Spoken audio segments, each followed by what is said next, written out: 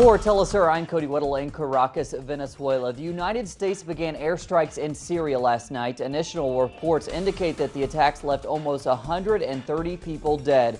U.S. forces used fighter jets and 47 Tomahawk cruise missiles to attack Islamic State group targets and al-Qaeda affiliates. Washington says allies from the Arab Gulf, including Saudi Arabia, participated. The latest attacks are part of expanded U.S. military operations in the Middle East. U.S. officials say that they will continue to conduct air operations in Syria and Iraq. Russia has condemned the military attacks, citing a lack of Syrian consent to the bombings and a failure by Washington to seek a UN Security Council resolution condoning the strikes.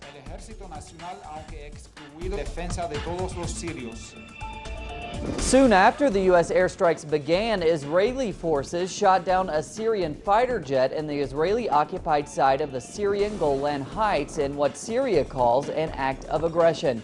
Israel says the Syrian jet was attacking Islamic militants in the Syrian-held side of the Golan Heights and accidentally crossed into the Israeli-controlled side. Israeli officials confirmed that the jet was not targeting Israel. And to the UN now, where the International Climate Summit kicks off today as part of the General Assembly in New York. The summit gives leaders from 135 countries a platform to explain how they plan to address environmental issues. The talks aim to work towards a UN climate change agreement by the end of 2015. The presidents of both Kenya and Brazil highlighted that the burden for emissions reduction should lie with developed countries. Venezuelan President Nicolas Maduro arrived in New York this morning, where he addressed the UN summit on climate change. Maduro blamed the environmental crisis on advanced capitalist countries that are responsible for over 80% of global pollution. The Venezuelan head of state has planned a meeting with progressive community members in the Bronx for this afternoon. To Colombia now, where the country is gearing up for the latest cycle of its nearly two-year-old peace process. Here's our correspondent, Charles Parkinson. In a mark of the advances made in Colombia's peace process, the country's Commission for Peace held a public hearing to present proposals for the post-conflict phase. The hearing took place the day before the beginning of the 29th cycle of the talks on September 23rd, where victims will once again be at the centre of the discussions. La mesa ha tenido avances significativos en diferentes puntos. The talks have made significant progress on different points.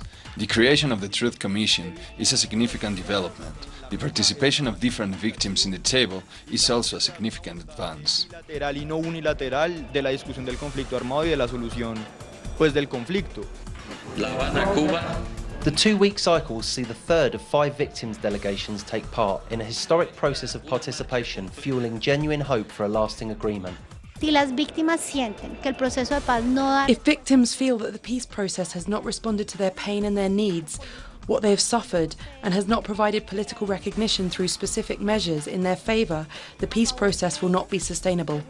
Sustainable peace involves listening to victims and addressing their needs and their rights. The arrival of the newest delegation at the end of the cycle will mark the process passing the halfway point of victims' participation. There is real expectation swirling around these talks now, with individuals, social organisations and institutions seriously talking about what a post-conflict Colombia might look like.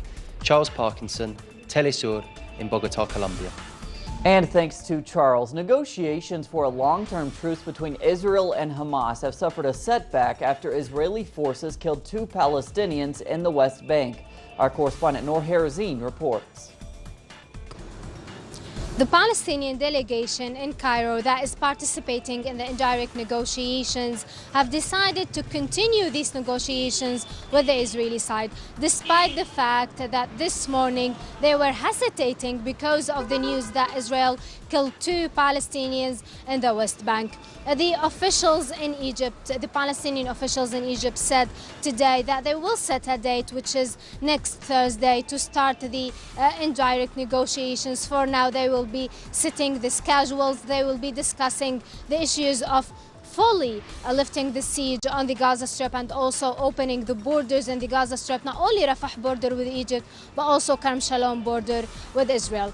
At the same time, the Palestinian Ministry of Health said that the cleaning staff and the nurses are taking a strike because they did not get paid for the past 5 months. This strike happened before, like a week ago, and over 180 surgeries in Gaza were stopped due to that strike. So the doctors think that tomorrow even hundreds and more surgeries will not be done because of this strike, asking officials in both Gaza and in the West Bank to try to solve this problem as soon as they can in order to treat the Palestinian patients.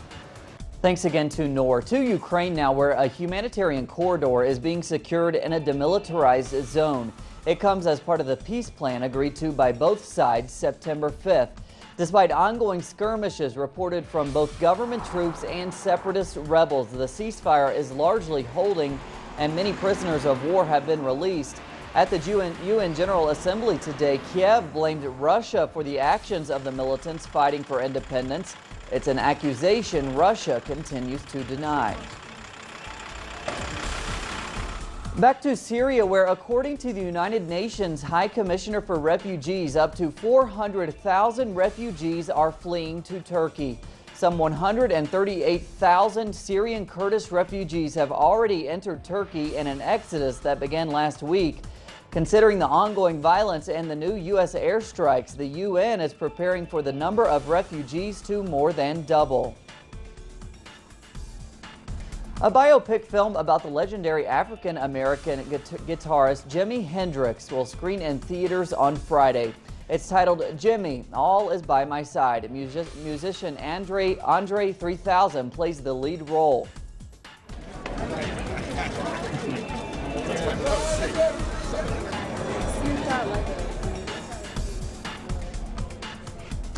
Plenty more on those stories and others at our website, telesurtv.net/English. For teleSUR English, I'm Cody Weddle. Have a great day.